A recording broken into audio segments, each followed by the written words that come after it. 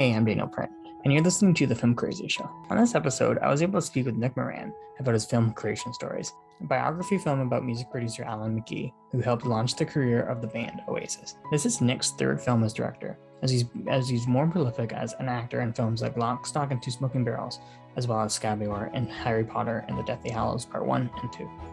And of course, in this conversation, we're talking about creation stories, where he gives some great sound bites here about the music in the film, directing, and some of the film's cast. The film is currently available on demand, and I'll put some links down below where you can watch the film. I hope you enjoyed the conversation, and here's Nick Moran to introduce the show. Hi, my name is Nick Moran. I am the director and actor in Creation Stories, and you're watching the Filmcraziest Show. Awesome to have you here, Nick. Oh, happy to be here. Happy to be anywhere. Anywhere in the world. Happy to be anywhere. Yes, very happy to be here. It's a little bit later in the day in my part of the world, and I understand it's your morning. So, you just ease yourself into this. I've been up for a long time. I appreciate it. I'm not as much of a morning person, but I'm ready to go. Yay! That's it. Yay. Now, I'd love to start with a bit of like the background, because I was looking at your IMDb, and I know you've been over in 100 projects in terms of acting, and then this is, I think, your third feature film directing. Yeah. It's my third feature as a director. I've done directed some other bits and pieces, and I've been involved as a producer and a writer in the films that I'm in as far back as sort of 2002, when I did Baby Juice. Was the first film that I wasn't just in, I was involved in. So but it was I've been a director now for Telstar about 10 or 12 years ago, but I'm very particular about the films I direct, because they're important. And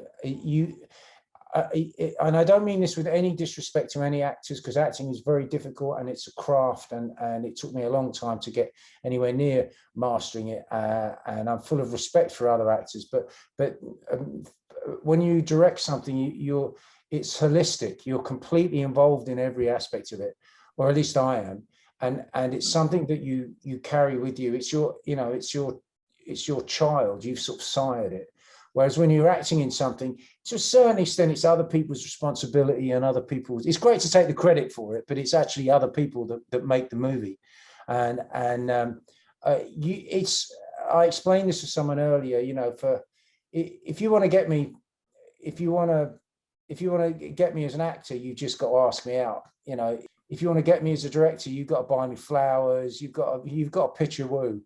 You've got to really make me want to love you for me to take it on as a director. I think of myself as a director who's lucky enough to have this fantastic job as an actor in between. I don't have to direct commercials or hemorrhoid cream commercials or Chicken Tonight adverts to pay the mortgage in between feature films. I get to have this fantastic job as an actor in between feature films, but really I'm a director who I'm a very fussy director who gets to act in between movies I make.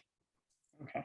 Now, speaking about hemorrhoid cream, I had being a Canadian, I honestly had to look up what I think pipes is what Alan says at one point. I don't know. He was in the rehab, and the buddy was making an excuse to the publications of why he was out. Yeah. Keep my cork out the press. There's a few colloquialisms like I'm going to swear a little bit, but our film, we won an award because we have the first use of earliest use of the strongest expletive ever in cinema history. So anybody watching our film from the first 20 or 30 seconds will know what to expect, because there's a great big C word and it's really funny. So you're straight in with that. You're like, oh my Lord, this one of those, is it?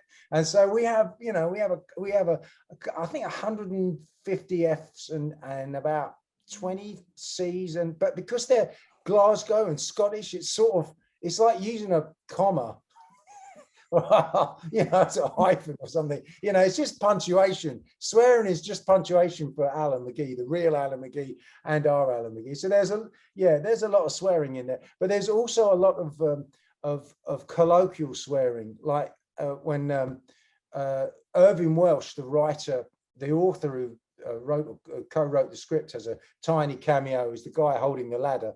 We put this enormous wig on him and this enormous moustache, and he says, yeah, fucking weed tube.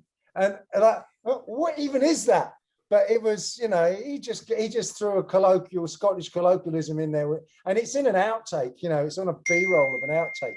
But I loved it so much, I kept it in. And there's a few other, there's a couple of other off the cuff, because I managed to get mix and match enough real, especially the young guys in the growing up section.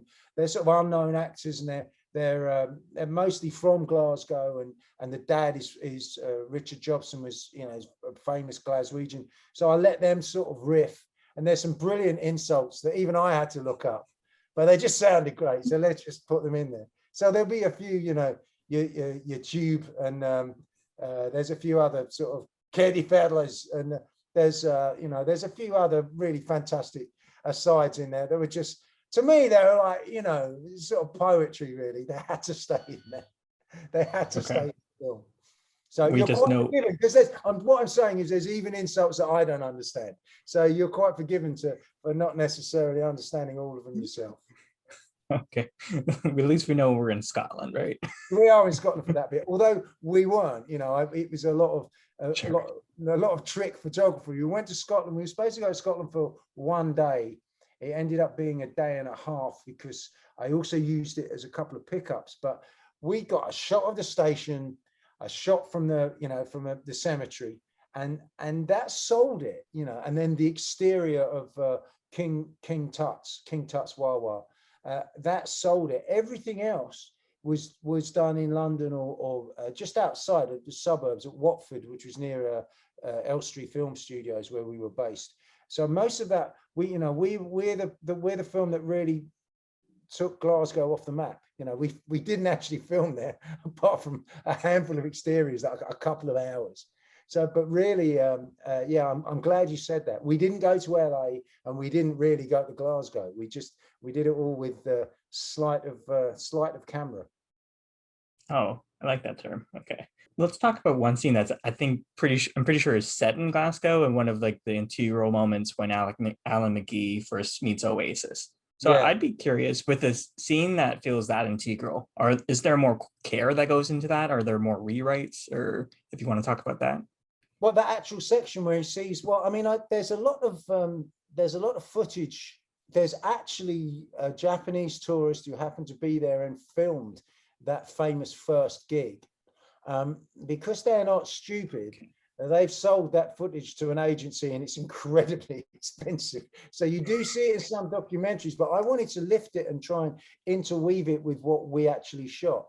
But there is some footage, and there's some documentary footage, and also Alan, shows us around and shows us.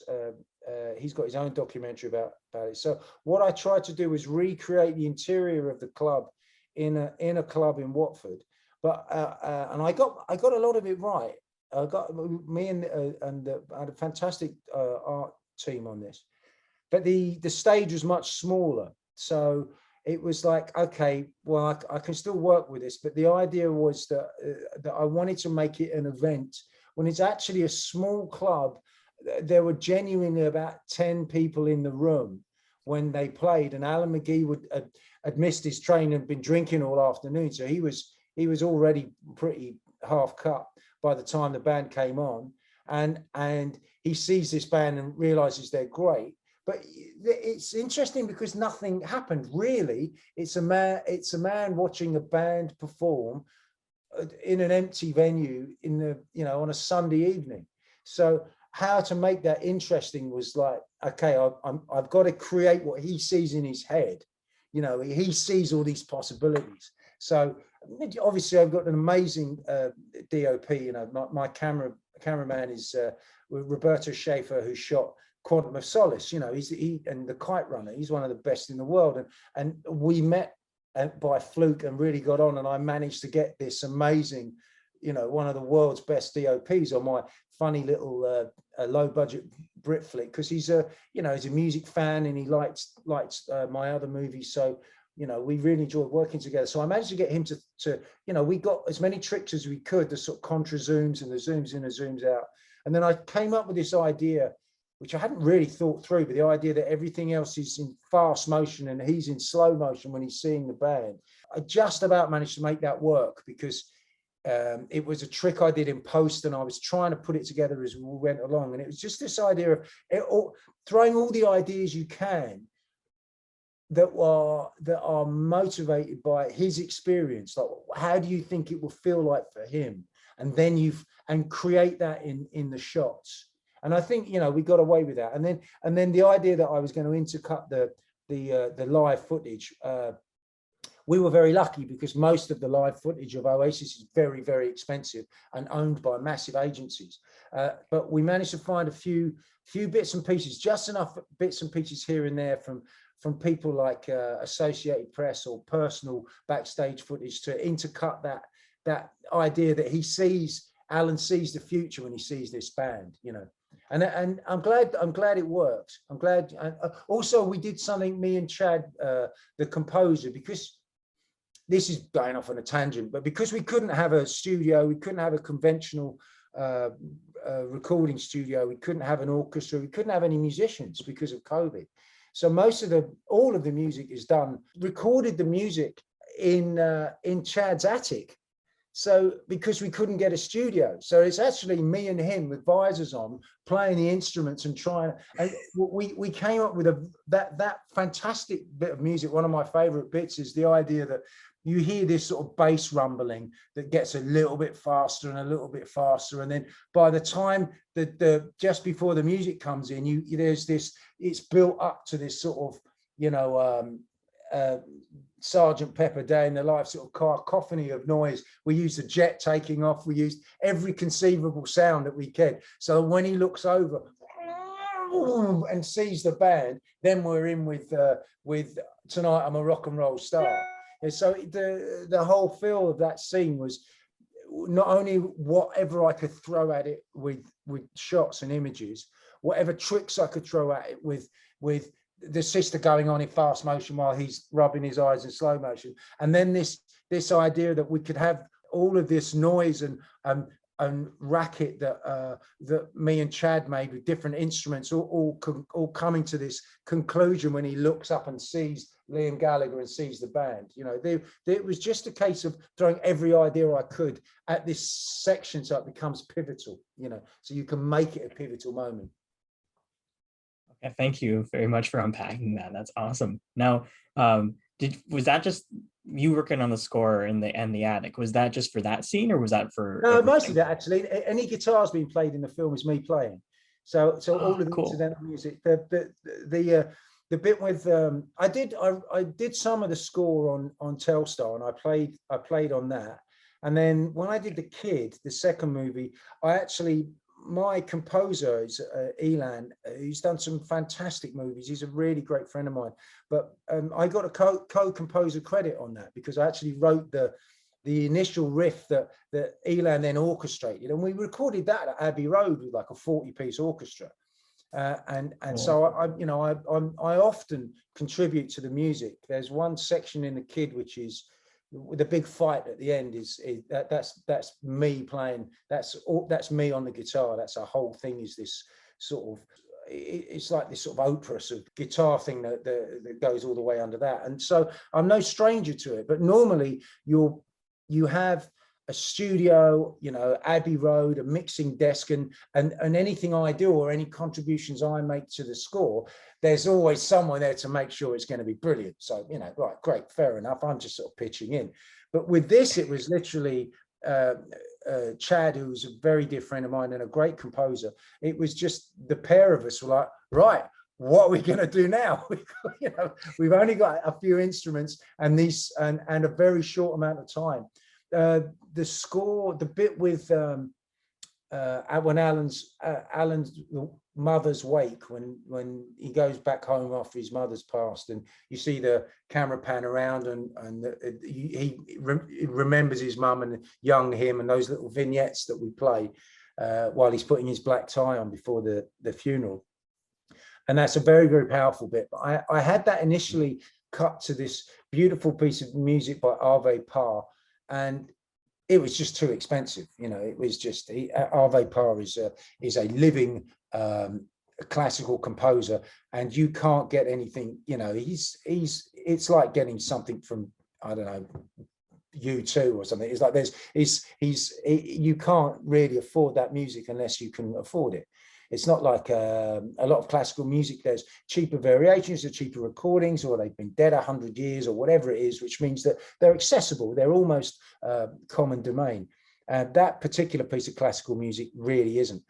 So I knocked up that tune, and it's me playing the guitar on that, and then Chad quite brilliantly stretching it out and giving it the filmic sort of scoring and underscoring that it needed. So that section I'm particularly proud of just as a musician. And there's other little bits throughout, which is me and Chad playing. So yeah, Chad's the composer. I co-composed a reasonable section of the other songs, and we also, what we do is we come in with sound-alike tunes that if you don't necessarily need that particular song, you can get something that really sounds like it, like a bit of rock music on the radio, or a bit of dub reggae when they're in the record shop, Or my favorite bit was me and Chad came up with this Baggy song when he's in Manchester, and you think you'd recognize it, but it's actually me. It's me playing the bass and Chad on the guitar on that bit. It really sounds like a sort of Happy Mondays Manchester Baggy tune. And the acid house track that they play when they're in the cafe, that's one of Chad's compositions. That's brilliant. So where there's opportunities, that because of my other skill set, we were able to do these little bits of music to fill things in, and it gives you, as a director, it gives you a real purchase on the film, because you've also done the score. You don't just let someone go off and do it. You're involved in that, and I think that's it makes it even more of a personal movie, because there's more of your creativity in the finished piece. Okay, cool. And you really talk like a music historian. This is a movie about music history, and obviously you have that huge record player behind your head that looks like it could eat you at any point. So I'd love to ask. My stereo. There we are. That's my walkout stereo. That and this phone. Now, sorry about that. I'm sorry. I didn't mean to put you off. No. It's great for a joke. Or my bad sense of humor. You can see the craze. There you are. That's better. Okay. I don't think the film is about music. I think the film is about rebellion and about the creativity and anarchy. And it's an anti-corporation movie. It's a film about corporate always fucks what's cool. The film's about that. It's about, if you are a rebel, and you're a constructive rebel, you're an organized anarchist. If you're that, then that is the energy that creates culture. That creates art, and that's why there will always be, if it's not punk, if it's not rock and roll, if it's not indie rock, then it's something. There will always be that, because there'll always be this anti-establishment energy that isn't corporate and isn't created. Or maybe there won't always be. I think the unfortunate conclusion of the film is that I think maybe that's dead. I think now everybody is told by their phone that they're very important individuals, and this is what you listen to, and this is what you buy, and this is what's cool. We're now all Orwellian sort of victims to our phones, and there isn't an indie movement anymore, because you can't have secrets. You can't secretly like a band that no one else knows about, because they'll just look it up. Your music is in your phone, which is an absurd idea. your music should be this. It should be something that you treasure and carry around, that identifies you, that's part of your psyche, and that is the thing that helps you grow up, that helps you understand the world. Being a music fan, being an indie music fan, is your reason to rebel. And now there's a generation of people that don't really have that as a rebellion, so they're finding other things, like stupid, pointless things that have already been addressed, to rebel about. It's really interesting the way that the film's conclusion is that corporate disguised itself as hipster and indie disappeared. Be a rebel always, because there's always something to rebel for. That's the point of the film. And even if you're forced to, through medical necessity, to sober up, to stop being this drug crazed lunatic, you're still a rebel. And there's something else to rebel about. And it's, I'm going to get into politics. No, hang on a minute. Yeah, they're the worst. They're the worst criminals on earth. They're worse than all the corporate music corporations put together. Oh no, but there's always something to rebel for. And that's what the film's about. What I loved is that people that were classical music fans, but film buffs, that understand the culture of film, people like yourself, film crazies, they, even if they didn't like the music, they understood the message of the film. And it's also a film about an epoch. It's a film about the 1990s, cool Britannia, the 90s in London, which I know more about than anyone. I was there as the lead in Lock, Stock and Two Smoking Barrels at the height of cool Britannia, at parties with Liam Gallagher and Noel Gallagher, and hanging out with all those guys, and in the midst of all that craziness. So I could have been in that scene backstage after that gig. That could well have been me backstage at Primal Scream. And I could have had a cameo of someone else playing a younger me in the background. It's about that epoch, and it's about that sense of rebellion, and that's what the film's really about. And it's not a rock and roll film, and it's not a rock and roll biopic. It's about bigger issues than that. It uses that as a platform to explore all of these other issues as a film. As a filmmaker, I know that's what I set out to do, and that's what I've achieved. So okay, that's awesome. Then I'd love to ask, what's some music that you grew up on, Nick? Well, it's funny, because that's the other reason that I was so enticed by the movie, is that every song in that soundtrack, in most of it's, when we were in the edit, most of it came from my CD collection. Most of it's my stuff, Oh yeah. With one or two exceptions, So yeah, that's all my sounds. I remember trying to go and see, like 15 years old, trying to see the Jesus and Mary chain, and being, back combing my hair and fake ID in my pocket, and me and my pal Alan, who I was in a band with, trying to like just sort of blag our way into a venue. And not only were we told you're too young, you're not coming in, but secondly, the band aren't playing, and thirdly, there's a riot. So okay. So I sort of remember that. I have a strong memory of the Jesus and Mary chain, and where they come into it, and then all of those indie bands I was aware of, and then the explosion with Screamadelica, with Primal Scream, and suddenly there was a band who were on Radio 01, who were on Top of the Pops, who were on TV and in mainstream radio, that I actually liked, that sounded great, and then Ride, another band, they were amazing. Oh, this is fantastic. And this famous record label, that all of the bands on their record label were great. And then when Oasis hit, and I was just, struggling actor doing bits and pieces. And I remember I was in a West End show when the album came out, and let's the scramble to buy it and then buy the chord book. I mean, I haven't done that for years, like buy a chord book as well as that, because I needed to learn these songs. It wasn't enough just to have them, and seeing, like, broke into Glastonbury. Actually, I lie. I went to break into Glastonbury. I was trying to climb over a fence to break into Glastonbury to see Oasis, and one of the locals was there, and he just had a ticket. because they give all the locals, all the farmers tickets to shut them up. And he said, you don't want to do that, boy. Will you buy this? Oh, here, 40 quid. So I just bought a ticket off this farmer. I was there with wire cutters and stuff and this plan. I was going to break in. As they said it was sold out. And so I ended up with, oh, okay, well, I just gave him this. You can park your car here if you want. Oh, all right then. So I ended up with a ticket. I went down with the worst of intentions and ended up, but that was specifically to see Oasis, their first time that they played on that Glastonbury stage before they were playing tracks from the new album, which was Morning Glory. What's the Story, Morning Glory, before it had come out. And then I was friends with Blur, with a rival band, and I became a mutual best friend with Damon Albarn.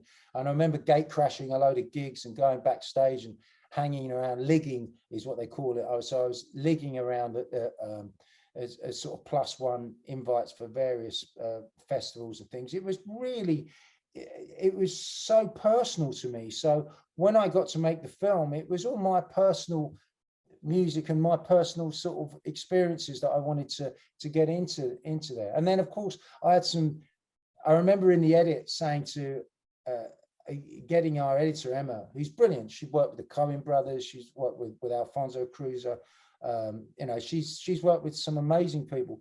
I remember saying to right, Napoleon the 13th, hey, no, look up Napoleon 13th, they're coming to take me away. What? Look that up and put that in. No, everyone in the edit suite go, what is this? This isn't even a song. They're coming to take me away. I remember that song from my childhood. And it was like, yeah, that goes in there. That's going to be brilliant. So you pick all these brilliant songs and then throw them in there. And then that was affordable. We could get it. I think one of the best things, just anecdotally, with the music is because God rest his soul, I was very lucky. I got to meet and hang out with David Bowie like a couple of times. He was just amazing. He was just so cool. People say never meet your heroes unless it's David Bowie. I think that's what the saying should be. Anyway, so I met him a few times. He was really funny. We used to like tease each other, like take the piss and call each other names and things. It was just brilliant.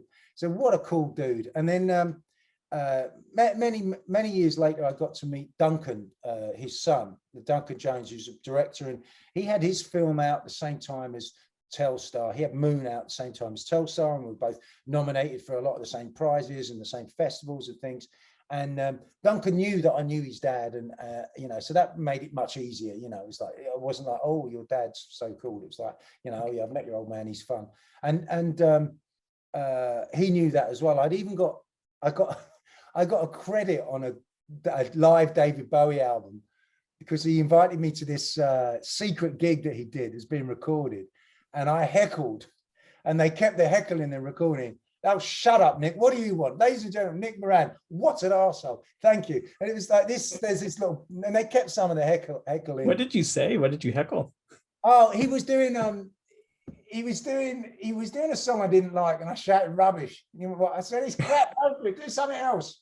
And he said, whoa, what do you want to hear? Ladies and gentlemen, Nick Moran, what an answer. What would you like to hear? And I said, I do TVC 15. And then Earl Slick went, it's a better song, man. We should do that. So they did it, right? So they kept it in. And it was broadcast on the BBC. And I got this little thank you credit on the album.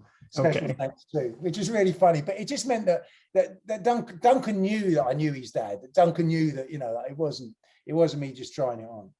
And when God rest his soul, when he died, I sent Duncan a little, hope you're all right, pal, and he sent me a little email back. So when we're doing the movie, I really wanted Rebel as in the film, and everyone's saying you can't get Rebel. You won't be able to get it. It's too expensive. David Bowie's most expensive music. There are whole films made. There's a biopic of David Bowie that doesn't use any of his songs. He's famously difficult to get hold of, especially if you're referring to him personally, right? So no, you're not going to get clearance for the poster even. Well, we got clearance for the poster. So we got the David Bowie poster, and whatever you do, don't film don't film the single. Don't film him holding Rebel Rebel. I was like, why not? Because you're never going to get clearance for that. I'm like, okay, we'll film the green screen. Well, we'll do 2 versions. Whatever you do, don't film the record going round on the record player because you're never going to get clearance for Rebel Rebel. Okay, all right. Well, don't have them sing Rebel Rebel you're never going to get clearance. You're never going to get clearance for Rebel Rebel. And I knew that I was going to use this as a theme, this rebel theme. Be a rebel always. You know, when we rewrote the voiceover over and all of the stuff within the film that just needed to be brought out, you know, the idea of being a rebel. I finished the movie. So I spoke to Duncan, and Duncan put me in touch with the lawyers, and, you know, they were just absolutely great. It was like, yeah, of course, yep, Duncan said that you should have blah, blah, blah, anything we can do to help. So I got Rebel Rebel for usage in the film at the bottom rate, the absolute, you know, like the least you could pay for it. Okay. And it was like, it tells you so, brilliant. And it was after I'd done that, nobody could say, I would like £50,000 for our song. You know, it doesn't matter who you are. If David Bowie is giving you it for you know, for bargain basement prices, who is like, you know, the bass player from Slow Dive to say, no, we want more money for that, you know, whoever the other songs are, whoever the other publishers are, whoever the other lawyers representing the musicians, to try and be more important than David Bowie, to ask for more money than Bowie, you just look silly. So that meant, having used those contacts to get that track, not only get it, but get it at a really, really good rate. You know, it meant that everyone else had to play ball. They had to play by the same rules as David Bowie, because you can't really not. So, you know, that's how personal the music was. And, you know, my connection with it in this film is not just the choices of music, but also being able to go and get the songs that I knew that we needed. Okay. I love all that. Now, I picked up a little anecdote and just a little question in there where you were saying that you went to go see Oasis. So, and we've talked about a bit like how like there's that music discovery when you didn't really know a band back in those days. So how did you know like that you needed to see Oasis at that moment? They had their first single came out, which was I think it was Shaker Maker, and it was like, okay, oh my God, who are these? They're incredible. And then the next single came out at Supersonic, and it was just in amongst just all of the other music that was going on in that period, that mid-90s, was turgid. It was awful manufactured pop.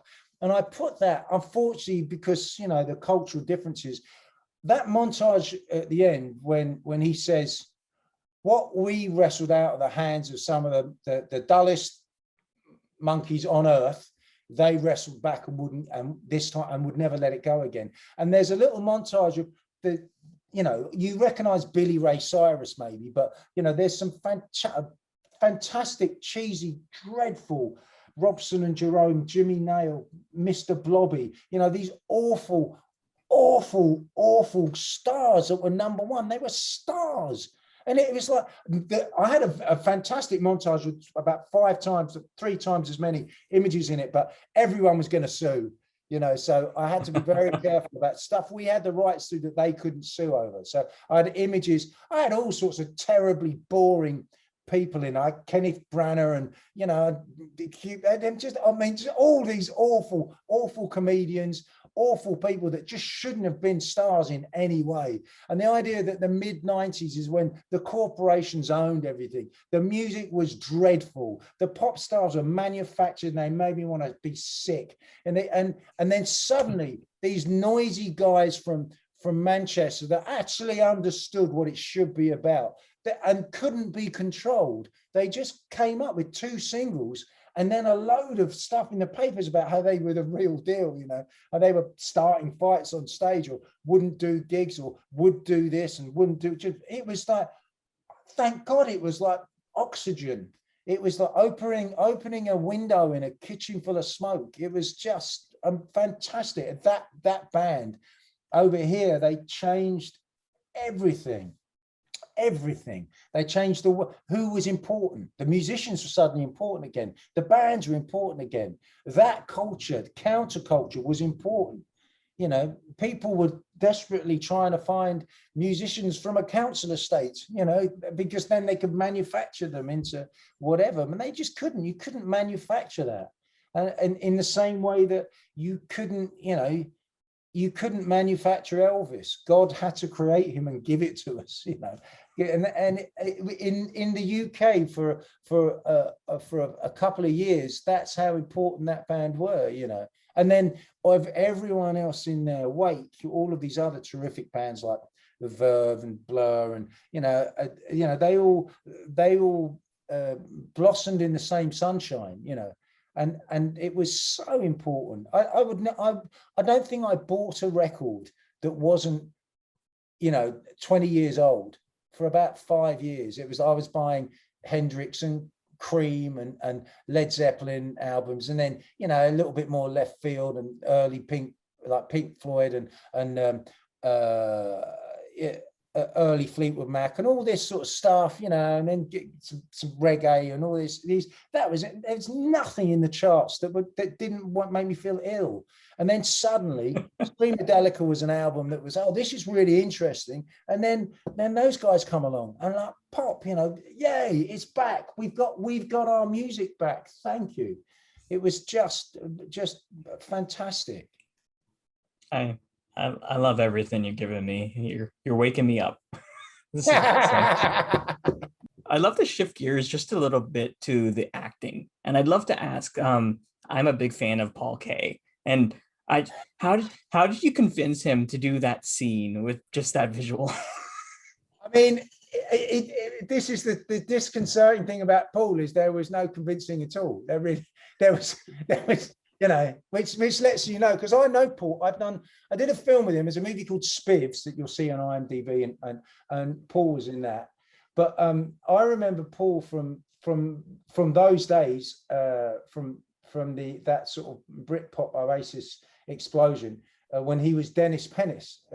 Did you ever see his this alternative creation? He had this character called Dennis Pennis, who was this alter ego that was a red carpet interviewer, and he was the rudest man alive. So he used to have this cod accent, his comb over his glasses, and he said, Demi Moore. And we have to ask you, how much money would you accept to keep your clothes on in a movie? You know, I think like things like that. He said the rudest possible things to people, to the point where they would punch him. And he was this red carpet sort of, you know, like, you know, this sort of, he played these tricks on people and just terrifying. The things that he said were shocking. I remember him saying something about, he said to Kenneth Branagh, he said, so Frankenstein is, that was it. Bleak Midwinter, which was a movie he made. Bleak Midwinter. Is this the first comedy you've directed since Frankenstein? And Frankenstein wasn't a comedy, actually. Oh, I'm sorry. I haven't actually seen the movie. I'm going to pick it up in a thrift store next week. And that was just say he was this carpet bomber that would just, you know, terrorize people. And that's how I got to know him as a comedian, because he was enormous over here, just ruining the day of all these fantastic stars. But he's so unruly, you couldn't really put him in anything. Anytime they put him in something, you would just, you know, it'd just be too much for him. But I got to know him a little bit throughout that. He's a very, very good footballer, very, very good soccer player. And we did a couple of charity matches together. And then when it came to doing that scene, he took no convincing at all. He just, someone had phoned him up. It might have been the casting director, phoned him up and asked him. I was like, yeah, he'd be great, see if he'd do it. And he just phoned up saying, I want to have big hair. Do what you want. We got the best, again, like Roberto, this amazing cameraman. I ended up with the best hair and makeup designers, the people that normally work on massive movies, that just wanted to do something for fun. And so I said, yeah, we got these guys, they can make you look like whoever you want. You just send them a picture. And then he turned up on set with this ridiculous mane with the, you know, with the Billy Ray Cyrus mullet and everything. And he just did it. He was great. The trouble we had casting was getting the giver, not the receiver, the guy behind it. So we know no one wanted to do that. In the end, it's John, one of our drivers. So he was like a unit driver. He went, "Oh, I'll do that, Nick. It'll be hilarious. Oh, it'll be brilliant. Yeah, like being in a porno. Oh, it'll be really funny. Okay, I'm going to give you a cigar and this idea about giving him some Union Jack underwear so that we don't see anything, you know." And he was like, "Yeah, it'll be great. Yeah, I've been practicing." Hey, I don't want to see your practice, John. We just do it on. Oh, and so that's John, the driver, that comes in, hangs his coat up, puts a cigar on, and does that deed. And it was really funny. It was, you know, I did 2 or 3 takes of it, and the important thing, the thing that made it work, was when we'd shot it. It was hilarious. It was the best scene in the script. It was the scene in the script that really made me think, we want more of this. If that scene's in this film, that's a film I want to watch. Okay. For those of you that haven't seen it, it's a metaphor. He goes to see a big corporate record player, a guy that owns a record company, and then he talks about how they're owned by a bigger company, and then an executive, a rich-looking executive, comes in and demonstrates exactly how owned he is by this company. And it turns out it's a little fantasy sequence, but I wanted to see more of that. So on the strength of that, then that's when I did rewrote like the scene with the bank manager when he disappears, you know, with these, all of this, the scene with the debt collector, with the, you know, the where we break your fucking legs, all those little fantasy cutaways, the sort of Family Guy moments, you know, where we have these sort of surreal things. I managed to put 4 or 5 of those in the film, inspired by that one bit in the original script, which was that scene. For me, that was the most important scene, because that lets you know it's like Billy Liar then, you know, or you know, it's this fantasy sequence. He goes off in these fantasies and then comes back to reality. And all I needed to do, because people were offended by it, once you put a voiceover in it that says, "I've got a vivid imagination," and then corporate always fucks what's cool. Once you put that in there, you let the audience know that, you know, as a filmmaker, and the character knows that this is vulgar and this is obscene, but we understand that we're demonstrating something. We're in on the joke as well. We too know that this is rude and crass, but we're making a point. And as long as you verbalize it as well as show it, you're not being crass. That's when it becomes a pastiche. That's when it becomes, you know, something intelligent. So that's to let people know that you're taking the piss, and they can't accuse you of being homophobic or crass or rude. We're doing this on purpose, you know. And that's how a lot of that stuff works, is when I realized this is really rude, this is crass. Let people know you're being crass, you know, put a voiceover over the top of it, and let people know that you understand it. You know, you're being vulgar, you're snorting a huge amount of cocaine under a glass table, but we've got a voiceover telling you that we know we're doing this and we shouldn't be doing it. You know, we let those things, let everybody see that. And then, you know, people understand that's the language of the film. That's what the film's about. Okay, awesome. Thank you for sharing that. My face hurts. Basically, Paul Kaye just wanted to wear a wig. You could have done anything to him as long as he got to wear a big wig. He hasn't had big hair for a long time. He could have got away with anything. He's happy as a clam. As happy as a clam. You give him a wig, you can do whatever you like.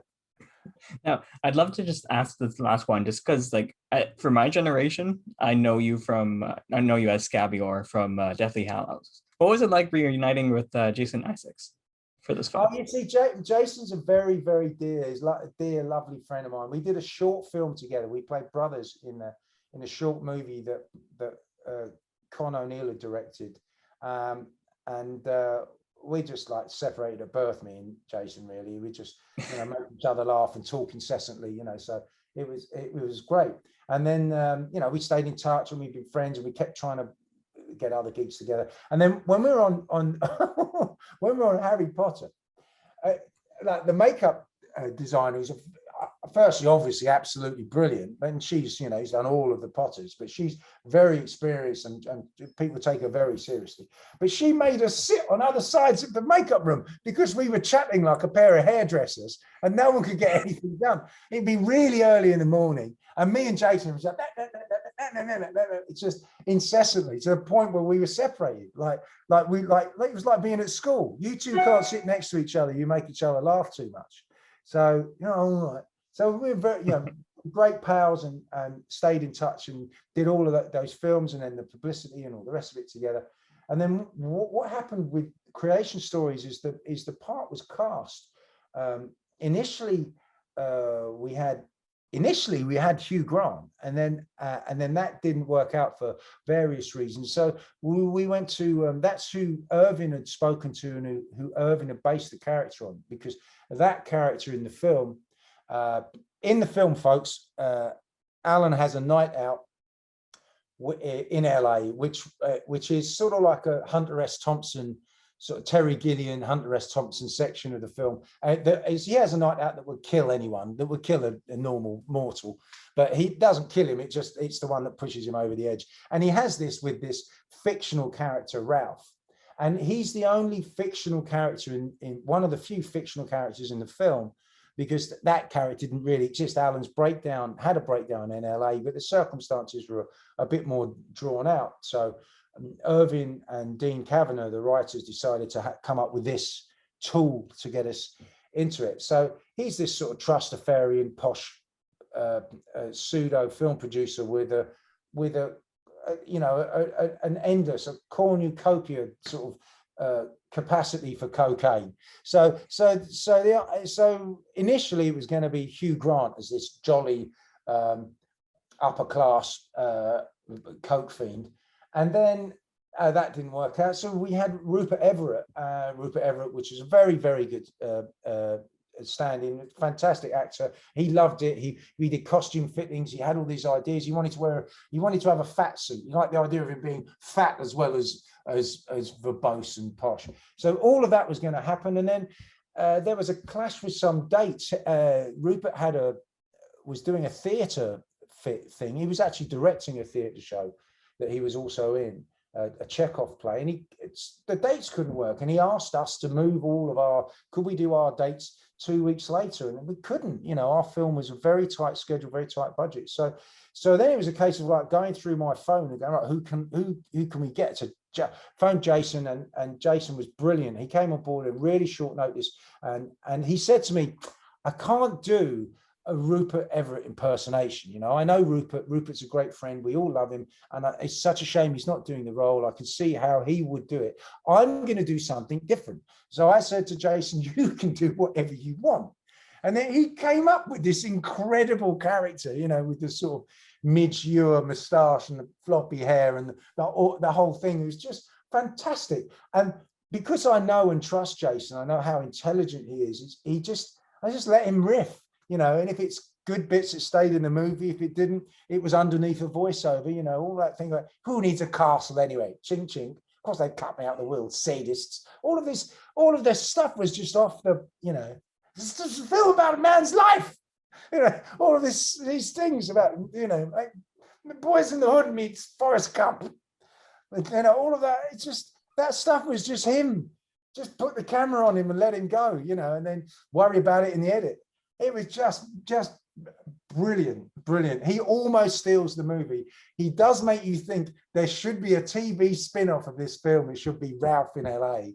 Just that character, just Jason Isaacs' character in LA in the 90s should be its own show. I'll leave that to you, Daniel, to pitch. You can see if people want to see that. But Jason was spectacular, and he's just a really good friend who was in my phone when we were in a panic as to how to recast this role, and he just came in and just soared with it. It was just wonderful. Awesome. Now I want to join Ralph in LA and Dennis Penance in one show. That's it. Yeah, you want to get Dennis Penance and Ralph out. That's what you want. I mean, if you could do a sequel or a TV spin-off, you get those two characters. Get the record executive and Ralph. So you get those two out, on the sequel. I mean, I'm so glad that you recognize these cameos, because they mean a lot in the UK, but they're not obvious bankable names. They're just cool people, and to get those cool people. I had a really cool cast. And it was For mostly sure. friends people that I've worked with or that I know, like Paul or Jason Isaacs or Tomo, Tommy Turngoose or Mel Rodeo or any of those guys. They're all friends of mine, people that I've worked with, and they were all absolutely brilliant, but people didn't know who they were. They're not shining names. They're all brilliant actors, and that, there's something to be enjoyed. There's an element of discovery about it. People wanted us to cast bankable names throughout the film. It didn't happen like that. We ended up with really cool people instead of celebrities. We ended up with just a great cast of really good actors, and I think we're better off for it, really. I think so too. Cool people over bankable names. Yeah, that's it. That'd be your next manifesto of your website as you push on. Yeah, exactly. Nick, sorry, how do you say your last name? Moran or Moran. Well, Moran. everyone says Moran. If you're in Ireland, you say Moran, but I dropped that because it sounds too much like moron. So I say Moran, and at least people don't call me a moron. So that's in America. No one's ever called me anything other than Moran, and that's great. That's lovely. We stick with that. Okay, Nick Moran, thank you so much for being so generous with your time and chatting with me about creation stories on the Filmcraziest Show. And your film is available to watch now on demand, I believe. I don't know if any other platforms. I've got no idea. They don't tell me these things. They just take the film off me and try and make money off it. So I have no idea. Yeah, the film's out there. The important thing is that the film's out there. That we had a lot of trouble completing the movie with COVID and all sorts of other issues, and I'm very proud of it, and I think it will. As long as people like you like it, it will stand the test of time, and it will be out there for a while. So you'll see it one way or another. You'll get around to seeing it, and I hope everybody enjoys it.